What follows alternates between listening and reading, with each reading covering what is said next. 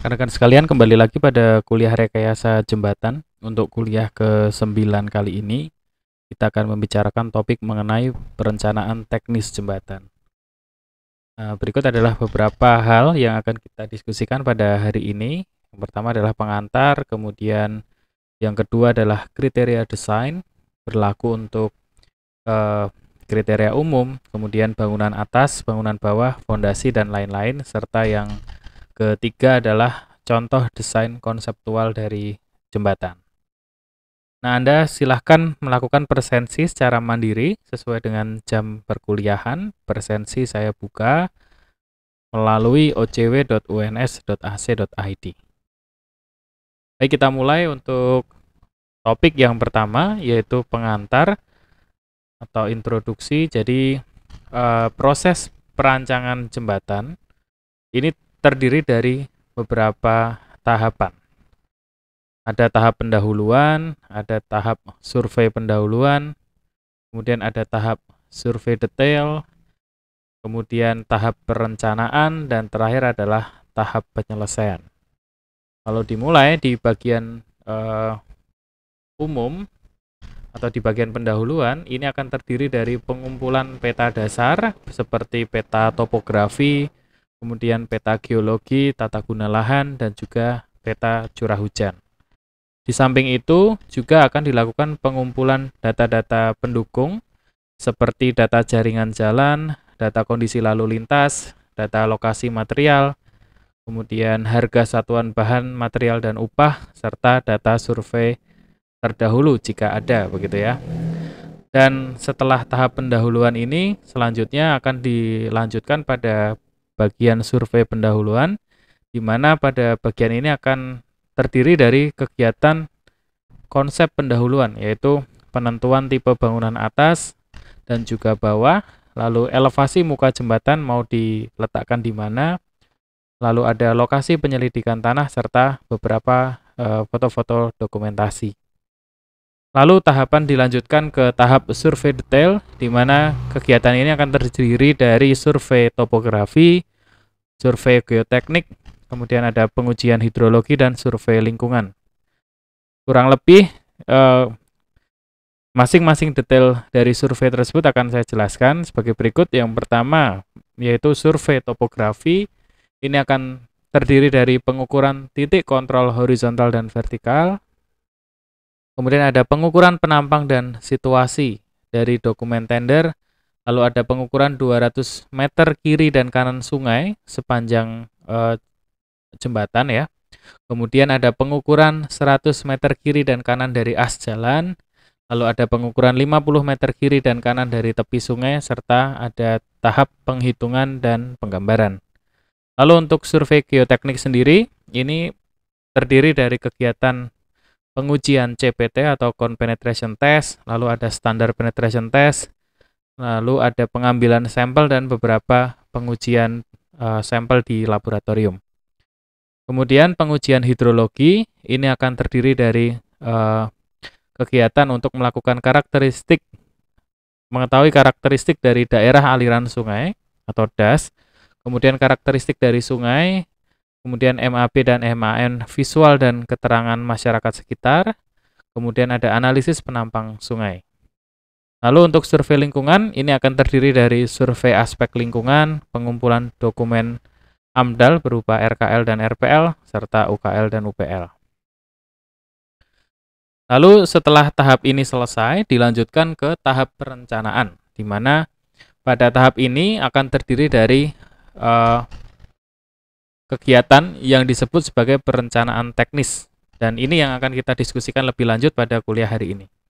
Nah, perencanaan teknis sendiri terdiri dari apa? Ada kegiatan yang digunakan untuk mengetahui atau menetapkan kriteria desain, lalu analisis data lapangan, kemudian konsep detail, lalu ada perhitungan teknis baik pada bangunan atas, bawah, hidrologi ataupun bangunan pelengkap.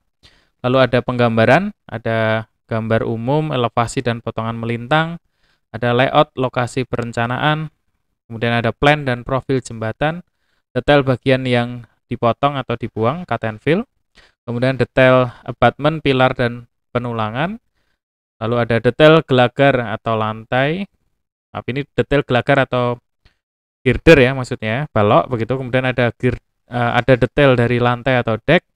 Kemudian ada detail bangunan pelengkap seperti railing, expansion joint, bearing, operate dan lain sebagainya, serta terakhir ada perhitungan volume dan biaya konstruksi. Ketika tahap perencanaan teknis ini selesai, selanjutnya akan dilakukan pelaporan begitu ya. Atau di sini dilanjutkan dengan tahap penyelesaian akhir, di mana pada kegiatan ini kita akan menyiapkan draft laporan akhir, kemudian ada penyiapan draft laporan teknis, ada penyerahan dokumen tender, laporan akhir, gambar desain, dan penyerahan soft copy dari beberapa hasil produk desain tersebut.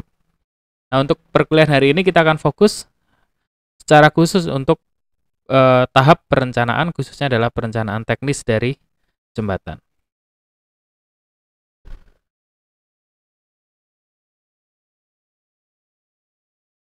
Oke, lalu ini tadi kalau saya ambil lebih detail ya, dari kegiatan perencanaan teknis sendiri yang bisa dibahas pada kuliah hari ini karena keterbatasan waktu adalah meliputi mengenai kriteria desain, kemudian analisis data lapangan, konsep detail, dan perhitungan teknis. Jadi ini nanti yang akan kita pelajari lebih lanjut pada mata kuliah rekayasa jembatan setelah UTS ini.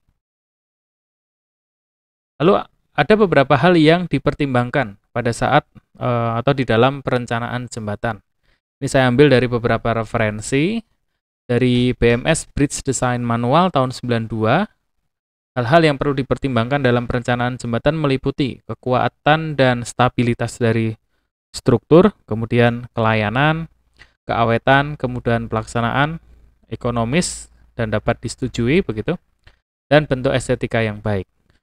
Kemudian menurut pedoman persyaratan umum perencanaan jembatan dari Surat Edaran Menteri PUPR nomor 7 /M/2015, setidaknya beberapa hal berikut ini yang perlu diperhatikan dalam merencanakan jembatan. Yang pertama adalah structural safety, terdiri dari kekuatan dan stabilitas struktur. Kemudian ada durability, keawetan dan kelayanan jangka panjang. Kemudian ada inspectability, ada kemudahan pemeriksaan, maintainability, kemudahan pemeliharaan, rideability, kenyamanan bagi pengguna jembatan, lalu aspek ekonomis, kemudahan pelaksanaan, estetika, serta dampak lingkungan pada tingkat yang wajar dan cenderung minimal.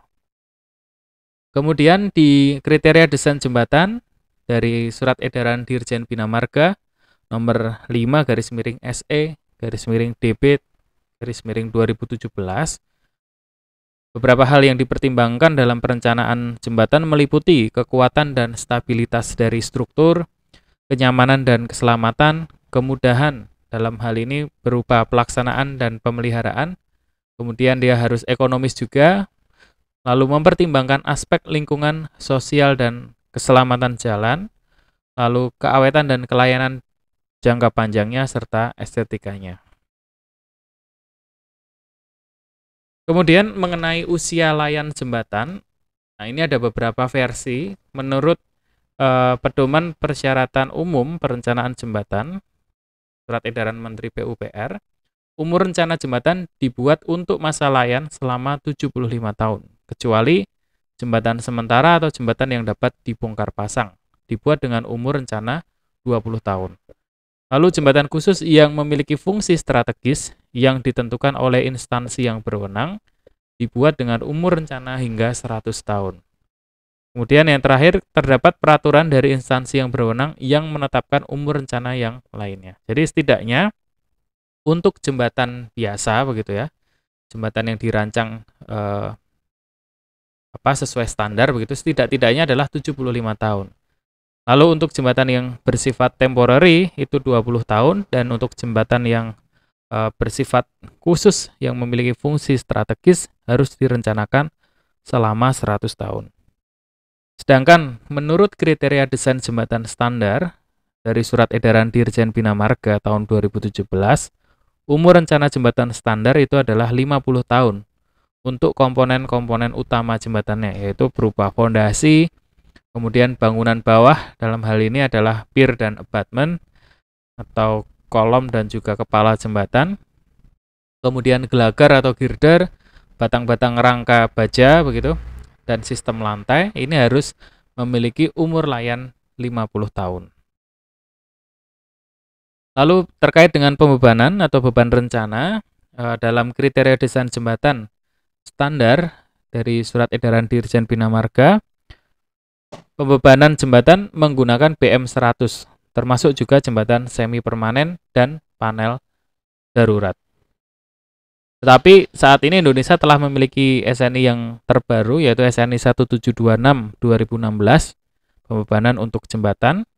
Anda bisa mengacu lebih lanjut pada SNI tersebut, di mana di pertemuan sebelum UTS sudah dibahas oleh dosen sebelumnya, dan nanti akan saya singgung kembali pada pertemuan setelah ini. Nah, di SNI 2016 sendiri, ini ada beberapa detail pembebanan. Ada pembebanan lalu lintas yang dikurangi, ini. Kemudian ada pembebanan lalu lintas yang berlebih atau overload. Nah, dia telah mengatur beberapa beban lalu lintas yang perlu dipertimbangkan di dalam mendesain suatu struktur jembatan.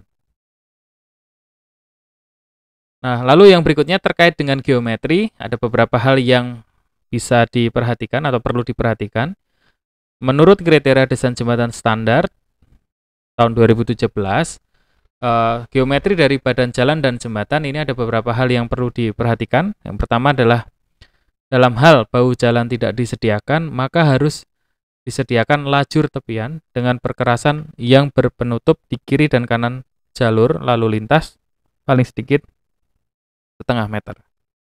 Kemudian di kedua sisi jalur lalu lintas harus disediakan jalur trotoar sebagai fasilitas bagi pejalan kaki dan petugas pemeliharaan dengan lebar paling sedikit setengah meter. Lalu lebar jalur lalu lintas pada jembatan harus sama dengan lebar jalur lalu lintas pada bagian ruas jalan di luar jembatan. Jadi artinya menurut kriteria desain ini tidak diperkenankan ya terjadi penyempitan jalur lalu lintas di area jembatan. Karena jembatan merupakan bagian dari jaringan transportasi darat, khususnya adalah jalan raya.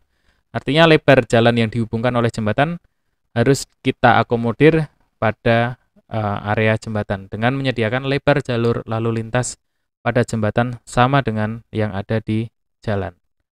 Lalu yang berikutnya, khusus untuk fungsi jalan arteri, lebar badan jalan pada jembatan harus sama dengan lebar badan jalan pada bagian ruas jalan di luar jembatan. Kemudian terkait dengan super elevasi atau kemiringan melintang, ini perlu disediakan sebesar 2% pada permukaan perkerasan lantai jembatan, dan untuk kemiringan memanjangnya maksimum 5%. Jadi kalau ada jembatan yang memiliki alinyemen vertikal tertentu ya, maksudnya jalannya jembatannya nanjak begitu ya, menanjak, maksimum slope-nya adalah 5%. Kemudian yang berikutnya, ruang bebas vertikal untuk lalu lintas minimum 5,1 meter diukur dari puncak perkerasan jembatan ke elevasi terendah dari bagian atas jembatan. Ini terkait juga dengan nanti kendaraan tertinggi yang dapat diizinkan untuk melintasi jembatan tersebut. Tetapi kriteria desain ini meminta minimum kita harus menyediakan 5,1 meter. Lalu yang berikutnya, ini ada ruang bebas vertikal dan horizontal di bagian bawah jembatan mengikuti standar atau ketentuan perencanaan terhadap karakteristik atau pola lalu lintas kapal dengan freeboard minimum setengah meter untuk aliran yang dapat dikontrol atau saluran irigasi. Kemudian minimum 1 meter untuk aliran sungai yang tidak membawa hanyutan. Lalu minimum 1,5 meter untuk aliran sungai yang membawa hanyutan. Dari apa? Dari muka air banjir dengan kala ulang atau periode ulang 50 tahunan. Lalu yang berikutnya untuk kebutuhan estetika pada daerah tertentu atau daerah pariwisata, handrailing atau parapet dapat dibuat khusus atas persetujuan pengguna jasa dengan tetap mempertimbangkan aspek keselamatan jalan. Kemudian jika terdapat pemukiman penduduk di kiri kanan orbit jembatan, maka dapat disediakan akses penduduk. Kemudian Jembatan harus dilengkapi dengan tangga inspeksi dan dudukan untuk bangunan atas, lalu dibuat geometrik yang mulus, tidak terdapat perubahan signifikan pada kelandaian alinyemen vertikalnya. Lalu terkait dengan material, masih berdasarkan kriteria desain jembatan standar tahun 2017, mutu beton, bangunan lantai, bangunan atas dan bangunan bawah serta bore pile ini minimum 30 MPa. Lalu untuk baja tulangan menggunakan BJTP 24 untuk diameter kurang dari 13 mili dan BJTD deform ya 32 atau BJTD 39 untuk yang lebih besar dari 13 mili. Dengan variasi diameter tulangan dibatasi paling banyak 5 ukuran. Jadi diharapkan perencana menggunakan variasi diameter tulangan maksimum 5 buah. Ini mungkin didasarkan pada alasan agar memudahkan pelaksanaan pekerjaan ketika harus mengadakan atau membeli material tulangan. Kemudian untuk desain bangunan lantai, khususnya pada daerah momen negatif, disarankan menggunakan baja tulangan polos 24. Lalu mutu kawat atau wire prategang harus terdiri dari kawat kuat tarik tinggi, kemudian dengan panjang menerus tanpa sambungan atau kopel, dan harus sesuai dengan SNI 1155/2016. Lalu untuk memudahkan validasi koreksi atau gambar rencana, ini terkait dengan gambar. Gambar rencana diusahakan sebanyak mungkin dalam bentuk gambar tipikal dan juga gambar standar. Lalu kriteria desain untuk bangunan atas masih menurut kriteria desain jembatan standar. Apabila tidak direncanakan secara khusus, maka dapat digunakan bangunan atas dari jembatan standar Bina Marga atau gambar standar sesuai dengan bentang ekonomis dan kondisi lalu lintas air di bawahnya. Jadi Bina Marga ini telah menyediakan gambar-gambar standar terkait dengan desain-desain yang telah prefabricated. Jadi sudah disediakan oleh Bina Marga untuk bentang sekian. Kalau kita menggunakan tipe jembatan katakanlah rangka begitu ya, maka profilnya berapa begitu sudah disediakan oleh Bina Marga. Anda bisa mendownload gambar desain standar tersebut di websitenya Bina Marga. Lalu ini ada beberapa contoh tipe jembatan ya, terkait juga dengan panjang bentangnya. Ada tipe box culvert untuk single, double, atau triple. Itu disarankan untuk dipakai pada bentang 6-10 meter. Lalu ada misal ini gelagar beton bertulang tipe T, ini bisa dipakai di 6 sampai dengan 20 meter. Lalu ada rangka baja bentang 40 sampai dengan 100 meter dan lain sebagainya. Kemudian ini penentuan tipe bangunan atas jembatan dengan berpedoman pada bentang ekonomisnya. Jadi kalau jembatannya ada di range katakanlah ini ya 25 sampai 40 meter, ada dua pilihan di sini. Kita boleh pakai gelagar box beton bertulang atau gelagar I beton prategan. Ini ada sedikit catatan, besarnya bentang di atas hanya sekedar referensi dan dapat diubah oleh yang berwenang karena berbagai pertimbangan. Jadi ini hanyalah pedoman umum, bukan angka yang 100% eksak harus kita ikuti. Ini bersifat saran begitu. Jadi di dalam memilih tipe bangunan atas jembatan kita bisa mendasarkan pemilihan kita pada pedoman umum di tabel 1 ini. Kemudian poin kedua, untuk perencanaan bangunan atas jembatan harus mengacu antara lain pada perencanaan struktur atas menggunakan limit stage atau LRFD, atau rencana keadaan batas berupa ULS, Ultimate Limit Stage, dan Serviceability Limit Stage atau SLS. Lalu lendutan maksimum akibat beban lalu lintas dengan faktor beban dinamis tidak boleh melebihi L/800 untuk struktur sederhana di atas 2 tumpuan atau L/400 untuk struktur cantilever. Nah, ini perlu dipertimbangkan di dalam mendesain mengenai batas lendutan maksimum. Lalu lendutan lawan atau lawan lendut, biasa juga diistilahkan sebagai chamber begitu, didesain berdasarkan beban layan maksimum sebagai berikut ini. Jadi landutan lawan harus kita sediakan 150% dikali dengan landutan akibat dead load plus landutan akibat live load. Lalu yang ketiga, mempertimbangkan perilaku jangka panjang material dan kondisi lingkungan jembatan yang berada khususnya di area yang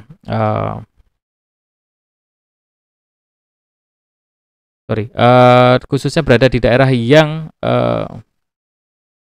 kurang menguntungkan begitu ya. Maka selimut beton, permeabilitas beton atau tebal elemen baja dan galvanis terhadap risiko korosi maupun potensi degradasi material perlu kita pertimbangkan.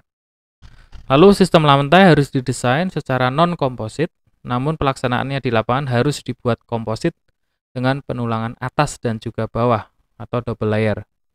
Permukaan lantai beton harus dilapis dengan waterproofing dan lapisan aspal dengan tebal 5 cm dan atau overlay setebal 3 cm. Lalu kriteria desain untuk bangunan bawah ini meliputi, yang pertama adalah perencanaan struktur bawah menggunakan limit stage berupa ULS dan juga SLS. Lalu abutment, ada beberapa tipe ini, tipe cap dengan tinggi tipikal 1,5 sampai dengan 2 meter. Jadi untuk ketinggian tertentu ini kita bisa mengacu pada kriteria desain jembatan standar ini. Kemudian pilar atau pier ditambahkan dengan tinggi tipikal, pilar dinding penuh dengan tinggi tipikal kurang dari 25 meter. Jadi kalau ketinggiannya kurang dari 25 kita bisa pakai salah satu pilihannya yaitu pilar dinding penuh. Dan lain sebagainya silakan Anda bisa baca sendiri. Kemudian struktur bawah harus direncanakan berdasarkan perilaku jangka panjang material dan kondisi lingkungan. Antara lain selimut beton yang digunakan minimum adalah 30 mili daerah normal dan 70 mili untuk daerah yang agresif atau sesuai dengan ketentuan perencanaan yang berlaku. Nah, ini ada beberapa tipe abutment tadi terkait dengan ketinggian abutment yang harus disediakan. Anda bisa mengacu pada gambar atau tabel 7.5. Sedangkan untuk pier bisa mengacu pada gambar 7.6. Lalu yang berikutnya adalah kriteria desain untuk fondasi, di mana perencanaan fondasi ini menggunakan working stress design atau ASD ya, allowable stress design. Lalu fondasi direncanakan dengan memperhitungkan potensi scouring yang terjadi melalui analisis hidrolika. Jadi potensi ini gerusan ya. Scouring ini merupakan fenomena gerusan yang mana sangat berpotensi untuk merusak pier dan juga abutment. Tapi lebih khusus pier karena pier ada di tengah sungai.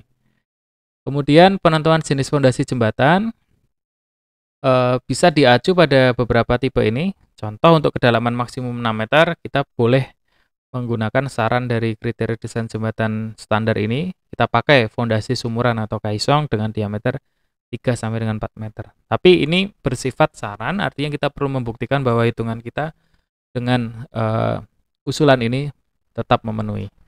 Kemudian jenis fondasi seragam untuk satu lokasi jembatan termasuk dimensi-dimensinya. Fondasi dari tiang pancang pipa baja grade 2 ASTM A52 yang diisi dengan beton bertulang non-shrinkage yaitu semen tipe 2 dengan mutu material Evaxen C 30 MPa hingga pada kedalaman 8 meter di bawah dasar sungai atau river bed, di bawahnya diisi dengan pasir. Lalu faktor keamanan untuk tiang pancang diambil untuk end bearing 3, untuk friction pile juga diambil 3. Lalu untuk sumuran dan fondasi langsung SF daya dukung tanahnya bisa diambil 2, untuk geser 1,5 dan untuk guling 1,5. Lalu deformasi lateral dan penurunan. Deformasi lateral dan penurunan pada fondasi tiang dibatasi dengan ketentuan sebagai berikut. Deformasi lateral fondasi tiang yang diizinkan maksimum adalah 1 inci atau 2,5 cm yang di bawah pel cap. Kemudian penurunan maksimum fondasi yang diizinkan adalah 1 cm. Kedalaman fondasi direncanakan hingga sampai pada tanah keras. Apabila tanah keras cukup dalam, lebih dari 50 meter, maka fondasi dapat direncanakan mengandalkan friksi saja, tanpa end bearing ya. Artinya tidak mengandalkan tahanan ujung, tetapi mengandalkan friksi saja. Akan tetapi menjadi batasan adalah daya dukung dan penurunannya. Lalu ini mengenai calendering terakhir, tiang pancang baja ini kurang dari 2,5 cm per 10 pukulan, dan tiang panjang beton 3-5 cm per 10 pukulan untuk end bearing dengan jenis hammer yang sesuai sehingga dapat memenuhi daya dukung tiang rencana. Lalu apabila fondasi direncanakan tidak sampai pada kedalaman tanah keras, maka diwajibkan untuk melakukan uji tiang. Jadi kalau fondasinya hanya mengandalkan friction atau bersifat friction pile, kita akan melakukan atau diwajibkan melakukan uji tiang. Lalu kriteria desain untuk yang lain-lain, ini ada beberapa hal. Perencanaan jalan pendekat, ini tinggi timbunan tidak melebihi H izin sebagai berikut.